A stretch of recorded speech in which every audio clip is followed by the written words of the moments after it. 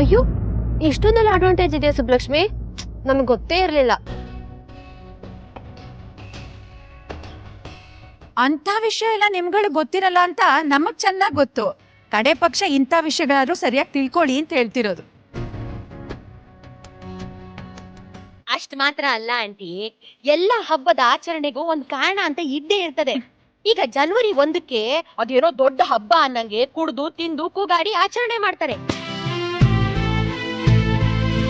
ಆದ್ರೆ ಆವತ್ತಿನ ದಿನ ಬರೀ ಕ್ಯಾಲೆಂಡರ್ ಬದಲಾಗ್ತದೆ ಹೊರತು ಕಾಲ ಏನ್ ಬದಲಾಗಕ್ಕಿಲ್ಲ. ಅದೇ ನಮ್ ಸಂಪ್ರದಾಯದಲ್ಲಿ ಯುಗಾದಿ ಹಬ್ಬನ ಹೊಸ ವರ್ಷ ಅಂತ ಆಚರಣೆ ಮಾಡ್ತೀವಿ. ಯಾಕೆ ಅಂತಂದ್ರೆ ಆವತ್ತಿನ ದಿನ ಋತುಮಾನ ಕಾಲ ಎಲ್ಲ ಬದಲಾಯ್ತದೆ. ಹಂಗ್ ನೋಡಕ್ ಹೋದ್ರೆ ನಮ್ ಹಿರಿಯರೆಲ್ಲ ಒಂಥರ ವೈಜ್ಞಾನಿಗಳು. ಅಷ್ಟೇ ಅಲ್ಲ, ಈ ಸಂಕ್ರಾಂತಿ ಹಬ್ಬದ ದಿನಾನೇ ಎಳ್ಳು ಬೆಲ್ಲ ಎಲ್ಲ ಯಾಕೆ ತಿಂತೀವಿ ಹೇಳಿ? ಯಾಕೆ ಇದನ್ನೆಲ್ಲ ತಿಳ್ಕೋಬೇಕಲ್ವಾ? ಮತ್ತೆ ಈಗ ಈ ಸಂಕ್ರಾಂತಿ ಹಬ್ಬ ಬರೋದು ಚಳಿಗಾಲದಲ್ಲಿ ನಮ್ ಚರ್ಮ ಎಲ್ಲ ಒಣಗೋಗಿರ್ತದೆ, ಒರಟಾಗೋಗಿರ್ತದೆ. ಅದಕ್ಕೆ ಸಂಕ್ರಾಂತಿ ಹಬ್ಬದಲ್ಲಿ ಎಳ್ಳು, ಕಡ್ಲೆಕಾಯಿ ಬೀಜ, ಕೊಬ್ಬರಿ ಎಲ್ಲದೂ ಸೇರ್ಸ್ಕೊಂಡ್ ತಿನ್ನೋದು. ಇದ್ರಾಗೆಲ್ಲ ಎಣ್ಣೆ ಅಂಶ ಇರ್ತದೆ, ಜೊತೆಗೆ ಆರೋಗ್ಯಕ್ಕೂ ಒಳ್ಳೇದು. ಇದ್ರ ಜೊತೆಗೆ ಏನಾದ್ರೂ ಹಸಿ ಬೆಲ್ಲ ಸೇರಿಸ್ಬಿಟ್ರೆ ಅಂತೂ ರುಚಿಯಾಗಿರ್ತದೆ. ಜೊತೆಗೆ ಪಿತ್ತನೂ ನೆತ್ತಿಗೆ ಇರಕ್ಕಿಲ್ಲ.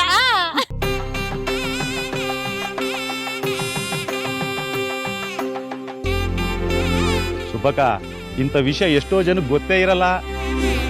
ಸಂಕ್ರಾಂತಿ ಬಂತು ಅಂದ್ರೆ ಎಳ್ಳು ಬೆಲ್ಲ ಬೀರೋದಷ್ಟೇ ಗೊತ್ತು, ಯಾಕೆ ಅಂತ ಗೊತ್ತಿರಲ್ಲ.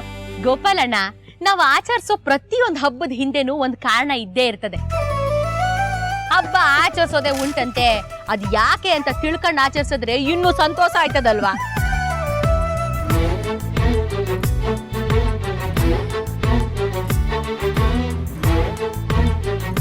ನಿಜಾನಮ್ಮ, ಬರೀ ಹಬ್ಬ ಆಚರಿಸೋದೇ ದೊಡ್ಡಸ್ಕೆ ಏನಲ್ಲ, ಅದನ್ನ ಅರ್ಥಪೂರ್ಣವಾಗಿ ಆಚರಣೆ ಮಾಡೋದೇ ದೊಡ್ಡ ವಿಷಯ ನೋಡು. ಹೌದು ಆಂಟಿ. ಆಂಟಿ ಜಾನ್ಕಮ್ಮ, ನೀವೆಲ್ಲ ರೆಡಿ ಮಾಡ್ಕೊತಿರ್ತೀರಾ? ನಾವು ಒಂದ್ ನಿಮಿಷ ಬಂದೆ. ಸರಿ ಬನ್ನಿ. ಶ್ರೀ ಸಪುಟ, ಅಥರ್ವ ಅಲ್ಲಿ ಆಟಾಡ್ತವ್ನೆ, ನೀನು ಹೋಗಿ ಆಟಾಡ್ಕೊ. ಸರಿ ಸುಬ್ಬಮ್ಮ. ಅರುಣ್ ಸಾ, ನಾನ್ ನಿಮ್ತ ಒಸಿ ಮಾತಾಡ್ಬೇಕು, ಬನ್ನಿ ಬನ್ನಿ. ಅನನ್ಯ, ನೀನು ಬಾವ.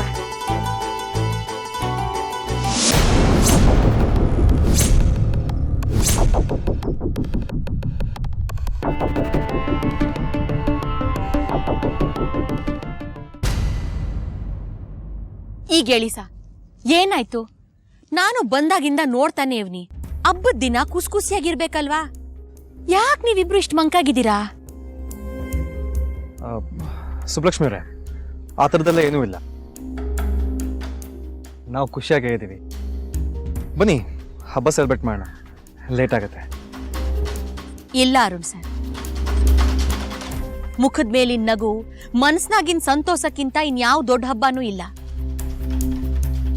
ಮನಸ್ನಲ್ಲಿ ಖುಷಿ ಇಲ್ದೆ ಹೋದ್ರೆ ಯಾವ ಹಬ್ಬ ಆಚರಿಸಿದ್ರು ಅದು ಹಬ್ಬ ಅಂತಲೇ ಅನ್ಸಕ್ಕಿಲ್ಲ.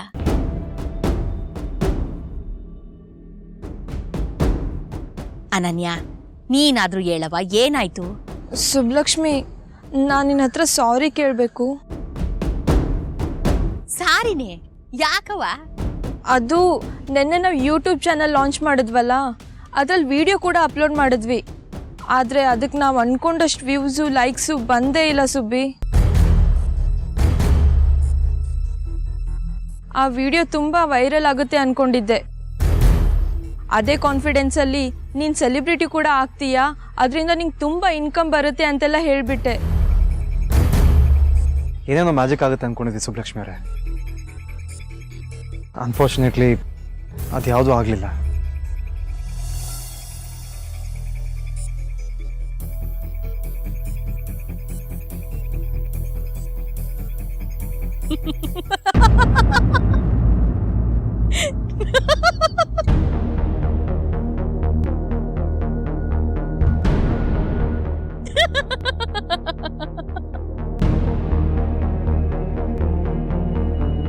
ಅಷ್ಟೇನಾ?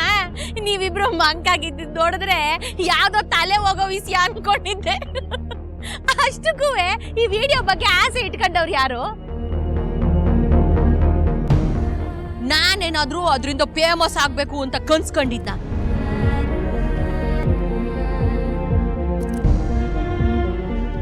ಅಥವಾ ಫೇಮಸ್ ಆಗ್ಬೇಕಂತ ಆಸೆ ಇಟ್ಕೊಂಡಿದ್ನ. ನಾವ್ ಆ ವಿಡಿಯೋ ಮಾಡಿದ್ದು 4 ಜನಕ್ಕೆ ಅಡ್ಗೆ ಮಾಡಕ್ ಅನುಕೂಲ ಆಗ್ಲಿ ಅಂತ ಅಷ್ಟೇ. ಆದ್ರೂ ಸುಬ್ಲಕ್ಷ್ಮಿ, ನಮಗ್ ಗೊತ್ತಿಲ್ಲದೆ ಅಪ್ಲೋಡ್ ಆಗಿದ್ ವಿಡಿಯೋ ಅಷ್ಟೊಂದೆಲ್ಲ ಫೇಮಸ್ ಆಯ್ತು. ನಾವ್ ಎಷ್ಟೊಂದು ಹೋಪ್ಸ್ ಇಟ್ಕೊಂಡು ಅಪ್ಲೋಡ್ ಮಾಡಿದ್ ವಿಡಿಯೋ ಫೇಮಸ್ಸೇ ಆಗ್ಲಿಲ್ಲ. ಬದುಕು ಅಂದ್ರೆ ಹಂಗೆ ಅನನ್ಯ, ನಾವ್ ಅನ್ಕೊಂಡಿದ್ದೆಲ್ಲ ಆಗಕ್ಕಿಲ್ಲ. ಹಂಗೆ ನಾವ್ ಅನ್ಕೊಳ್ದೇ ಇರೋದು ಏನೇನೋ ಆಗೋಯ್ತದೆ ಅಲ್ಲವಾ. ನಾವ್ ಹಾಕಿದ್ ಎಲ್ಲಾ ವಿಡಿಯೋನು ಫೇಮಸ್ ಆಗ್ಲೇಬೇಕು ಅಂದ್ರೆ ಹೆಂಗೆ? ಒಂದೊಂದ್ಸಲ ದೊಡ್ಡ ದೊಡ್ಡ ಸ್ಟಾರ್ಗಳು ಮಾಡೋ ಎಲ್ಲಾ ಸಿನಿಮಾಗಳು ಗೆಲ್ಲಕ್ಕಿಲ್ಲ ಅಲ್ವಾ. ಒಂದೊಂದ್ಸಲ ಸಂದಕೈತೆ ಅಂತ ಅನ್ನೋ ಸಿನಿಮಾ ಸೋತೋಯ್ತದೆ, ಒಂದೊಂದ್ಸಲ ಸಂದಕ್ಕಿಲ್ಲ ಅಂತ ಅನ್ನೋ ಸಿನಿಮಾ ಗೆಲ್ತದೆ. ಆದ್ರೆ ಈ ಸೋಲು ಗೆಲುವನ್ನ ಸಮನಾಗಿ ತಗೊಳ್ಳೋ ಮನ್ಸು ನಮಗಿರ್ಬೇಕು ಅಷ್ಟೇ. ಸೋತಾಗ ಗೆಲ್ಲೋ ತನಕ ಕಾಯ್ಬೇಕು, ಗೆದ್ದಾಗ ಆ ಅಹಂಕಾರ ನಮ್ ತಲೆಗೆ ಹತ್ತದಂಗೆ ನಮ್ಮನ್ನ ನಾವು ಕಾಯ್ಕಬೇಕು. ಆದ್ರೆ ಅದೆಲ್ಲದಕ್ಕಿಂತ ಮುಖ್ಯವಾಗಿ ಸೋಲ್ಲಿ ಗೆಲ್ಲಿ ನಮ್ ಮುಖದ ಮೇಲೆ ನಗು ಮಾಸೋಗಕ್ ಬಿಡ್ಬಾರ್ದು.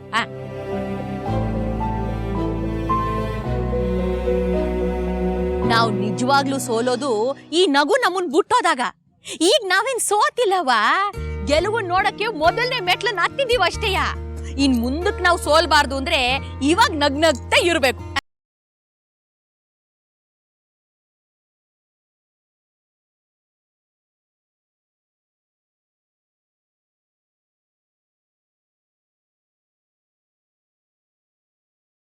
ಹೆಂಗಿರ್ಬೇಕು ಹೇಳು? ನಗ್ನಗ್ತಾ ಇರ್ಬೇಕು.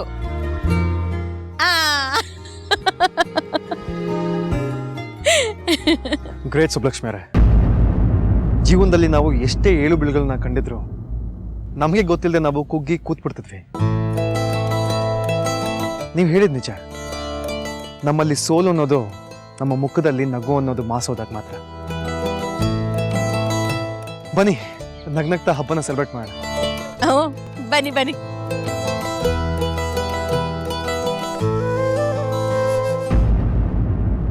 ಸುಬ್ಬಿ, ಒಲೆ ಹಚ್ಚೋಣ.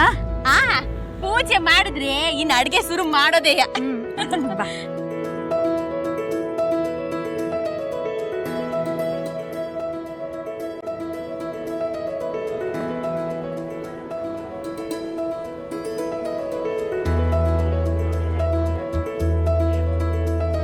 ಗುಡ್, ನಾನೇ ಹೇಳೋಣ ಅಂತಿದ್ದೆ.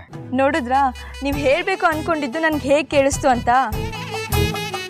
ಅಂದ್ರೆ ನಿಮ್ ಮನ್ಸಿನ ಮಾತು ನನ್ಗೆ ಅರ್ಥ ಆಗುತ್ತೆ ಅಂತ. ಸರಿ ಸರಿ, ಶೂಟ್ ಮಾಡಿ.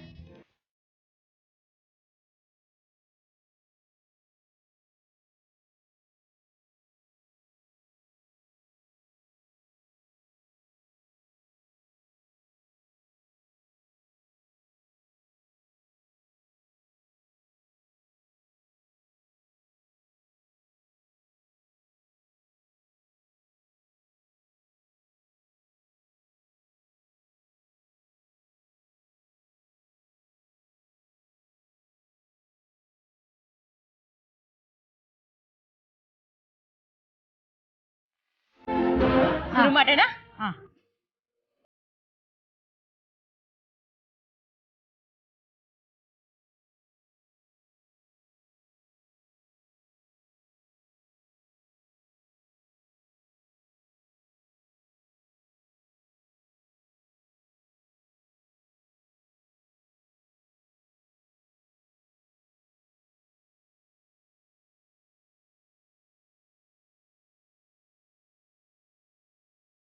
ಸುಬ್ಲಕ್ಷ್ಮಿ, ನಾನು ಅಡಿಗೆಗೆ ಹೆಲ್ಪ್ ಮಾಡ್ಲಾ?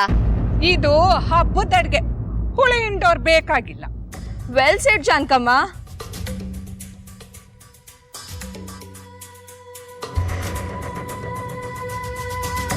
ಆಹಾ, ಎಷ್ಟು ಚೆನ್ನಾಗಿ ನಾಟಕ ಮಾಡ್ತಾ ಇದೆಯಾ ಶನಾಯ. ಅಂತೂ ಸುಬ್ಲಕ್ಷ್ಮಿನ ಕನ್ವಿನ್ಸ್ ಮಾಡಬೇಕು ಅಂತ ಡಿಸೈಡ್ ಮಾಡಿಬಿಟ್ಟಿದ್ಯಲ್ಲ. ಹೌದು ಸಾನಾ, ಸದ್ಯಕ್ಕೆ ನಮ್ಗೆ ಉಳ್ದಿರೋದು ಅದೊಂದೇ ದಾರಿ. ಈಗೆಲ್ಲ ಸಹಿಸ್ಕೊಂಡು ಅವಳ ಹಿಂದೆನೇ ಹೋಗ್ತಾ ಇರ್ಬೇಕು.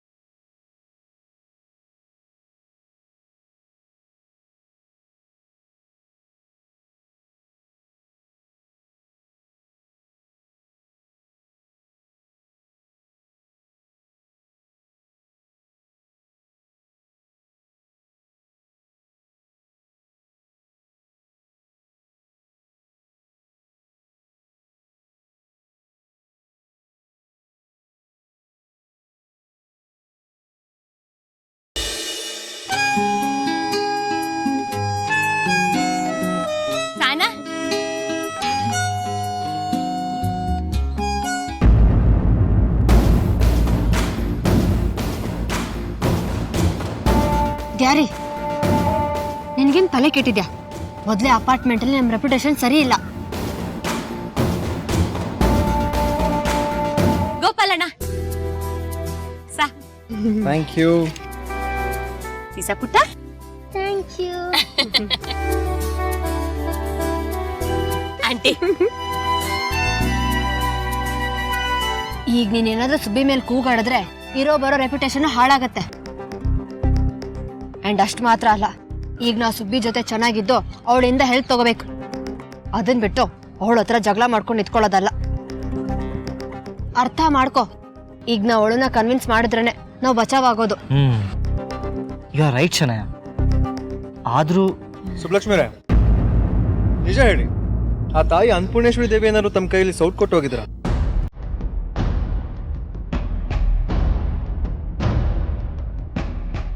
ಸೂಪರ್ ಆಗಿದೆ. ಅದು ಒಲೆ ಮೇಲೆ ಮಾಡಿ ಇಷ್ಟು ಚೆನ್ನಾಗಾಗಿದೆ. ಅನನ್ಯ, ಸ್ಟೋವ್ ಬಿಟ್ಟು ಒಲೆ ಉರಿಲಿ, ಮಿಕ್ಸಿ ಬಿಟ್ಟು ಒರಲ್ ಕಾಲಲ್ಲಿ ಅಡಿಗೆ ಮಾಡಿದ್ರೆ ಅದು ರುಚಿನೇ ಬೇರೆ ಅಂತೀನಿ.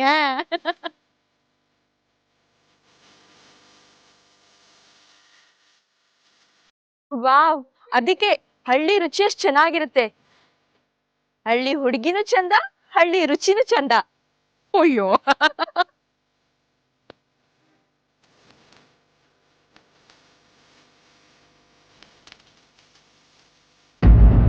ನೋದ್ಯಾ ಹೇಗೆ ಹಲ್ ಕಿರ್ಕೊಂಡು ನಿಂತಿದ್ದಾಳೆ?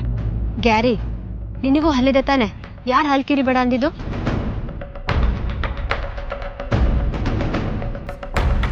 ಈಗ ಅವ್ರೆಷ್ಟು ಖುಷಿಯಾಗಿದ್ದಾರೆ ಅನ್ನೋದು ಮುಖ್ಯ ಅಲ್ಲ, ನಾವು ಅವಳನ್ನ ಉಪಯೋಗಿಸ್ಕೊಂಡು ಹೇಗೆ ಬಚಾವಾಗ್ತೀವಿ ಅನ್ನೋದು ಮುಖ್ಯ. ಈಗ ಅವಳನ್ನ ಜಾನ್ಕಮ್ಮನ ಬುಟ್ಟಿಗೆ ಹಾಕೋಬೇಕು. ಬಾ ಹೋಗಿ ಆ ಜಾನ್ಕಮ್ಮನ ಮಾತಾಡ್ಸೋಣ. ಜಾನ್ಕಮ್ಮ, ಧರಣಿನು ಇದ್ದಿದ್ರೆ ಸಂದಾಕಿರ್ತಿತ್ತಲ್ವಾ? ಫೋನ್ ಮಾಡಿ ಕೇಳಿ ನೋಡಿ, ಇಲ್ಲೇ ಎಲ್ಲಾದ್ರೂ ಹತ್ತದಲ್ಲಿದ್ರೆ ಬಂದೋಗ ಕೇಳಿ. ಮತ್ತೆ ಆ ಕೇಸ್ನಾಗೆ ಏನೋ ಮುಖ್ಯವಾದ ಸಾಕ್ಷಿ ಸಿಕ್ಕೈತಂತೆ.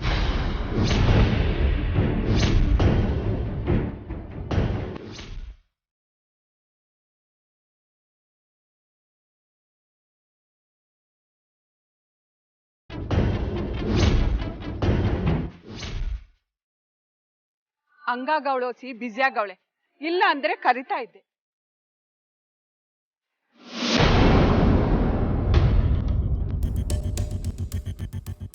ಜಾನ್ಕಮ್ಮ, ನೀವೇನ್ ಕರೆಯೋದ್ ಬೇಕಾಗಿಲ್ಲ. ಅಲ್ಲೋಡಿ, ಅವಳೆ ಬತ್ತವಳೆ.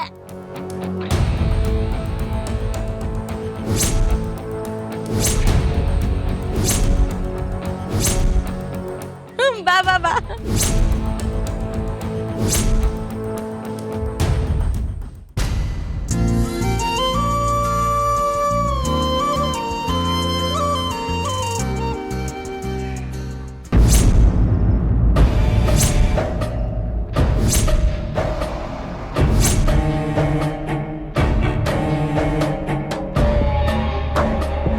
ಧರಣಿ, ಈಗ ತಾನೇ ನಿನ್ನ ನೆನ್ಸ್ಕತ್ತಿದ್ದೆವ.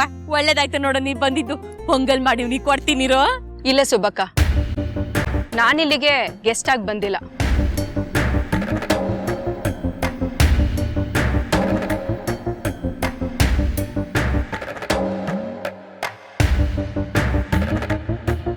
ಅರೆಸ್ಟ್ ಮಾಡಕ್ ಬಂದಿದ್ದೀನಿ.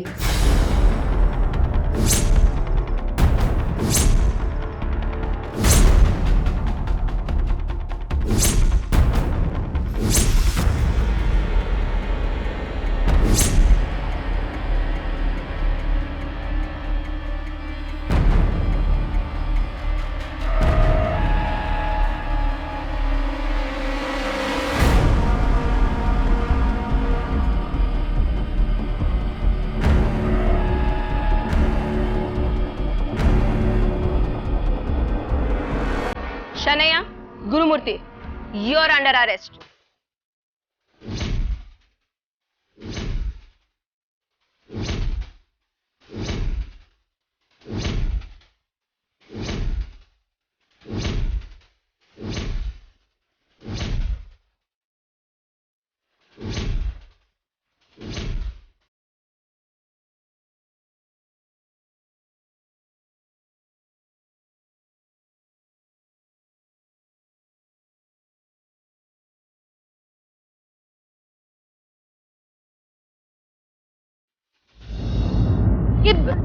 ಧರಣಿ ಏನವ ಹೇಳ್ತಿದ್ಯಾ? ಅಲ್ಲ ಇವ್ರನ್ನ ಯಾಕೆ ಅರೆಸ್ಟ್ ಮಾಡ್ತಿದ್ಯಾ? ಸುಬ್ಬಕ್ಕ, ಛಾಯಾ ಕೇಸಿನ ವಿಚಾರವಾಗಿ ಇವರಿಬ್ಬರನ್ನ ನಾನು ಕಸ್ಟಡಿಗೆ ತಗೋತಾ ಇದ್ದೀನಿ. ಆದ್ರೆ ಇವರಿಬ್ರೇನಮ್ಮ ತಪ್ಪು ಮಾಡಿದ್ದಾರೆ? ಹೌದು, ಇವ್ರು ಏನ್ ಮಾಡಿದ್ದಾರೆ ಅಂತ ಅರೆಸ್ಟ್ ಮಾಡ್ತಾ ಇದ್ದೀರಾ? ಇವರಿಬ್ರು ಸೇರ್ಕೊಂಡು ಛಾಯನ ಕೊಲೆ ಮಾಡಿದ್ದಾರೆ.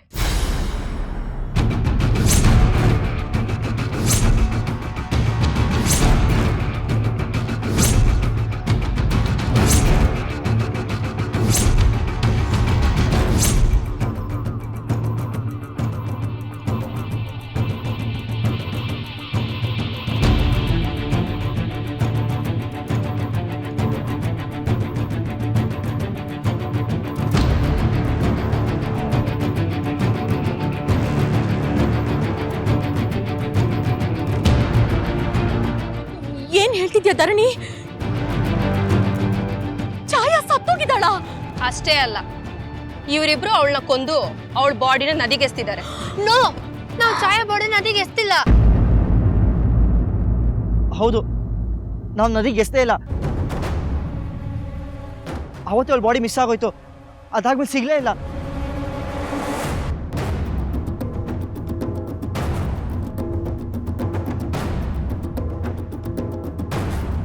ಅಂತೂ ನೀವಿಬ್ರು ಸೇರ್ಕೊಂಡು ಬಾಡಿನ ಸಾಕ್ಸೋದಿಕ್ಕೆ ಟ್ರೈ ಮಾಡಿದೀರಿ ಅಂತ ಒಪ್ಕೊಂಡ್ರಲ್ಲ.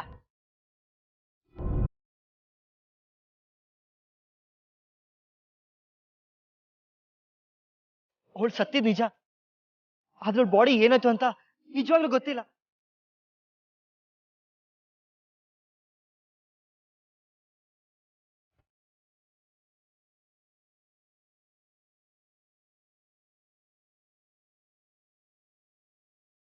ನೀವ್ ಅವತ್ತು ಅವಳ ಬಾಡಿನ ಕಾರಲ್ಲಿ ಸಾಗಿಸ್ತಿರ್ಬೇಕಾದ್ರೆ ಚೆಕ್ ಪೋಸ್ಟ್ ಅಲ್ಲಿರೋ ನಮ್ PC ನೋಡಿದ್ದಾರೆ. ಅಷ್ಟೇ ಅಲ್ಲ, ಚೆಕ್ ಪೋಸ್ಟ್ ಅಲ್ಲಿರೋ CC ಕ್ಯಾಮೆರಾದಲ್ಲೂ ರೆಕಾರ್ಡ್ ಆಗಿದೆ. ಸೊ ವಾಚ್ಮೆನ್ ನಿಮ್ಮನ್ನ ನೋಡಿದ್ದು, ಸುಬ್ಬಕ್ಕ ನಿಮ್ಮನ್ನ ನೋಡಿದ್ದು ಎಲ್ಲನೂ ನಿಜ.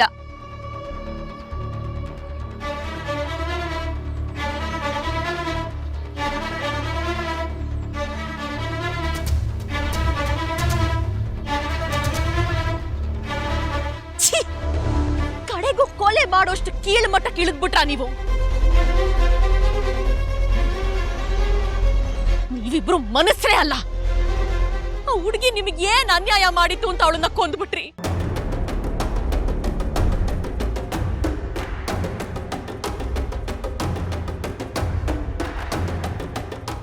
ಇಲ್ಲ, ನಿಮಗಿನ ಸಮಯನೇ ಇಲ್ಲ.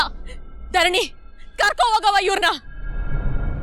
ತಪ್ಪು ಯಾರೇ ಮಾಡಿದ್ರು ತಪ್ಪು ಮಾಡಿದವ್ರಿಗೆ ಶಿಕ್ಷೆ ಆಗ್ಲೇಬೇಕು.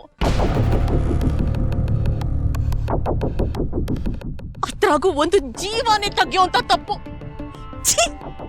ಹೇಳ್ಕೊಂಡು ಹೋಗು ಧರಣಿ.